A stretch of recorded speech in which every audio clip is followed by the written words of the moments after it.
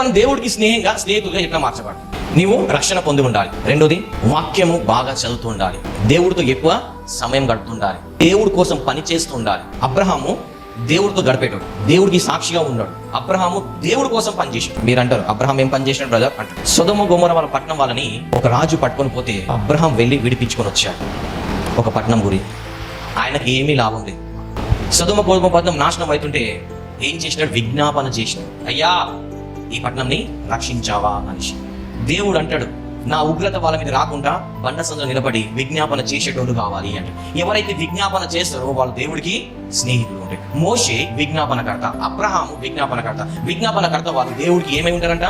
Friends. మోషే ఆయన కోసం ప్రార్థన చేసుకోలేదు, అబ్రహాం ఆయన కోసం ఎప్పుడు ప్రార్థన చేసుకోలేదు, ఇతరుల కోసమే ప్రార్థన చేశారు. కాబట్టి వాళ్ళు దేవుడికి స్నేహితులయ్యారు.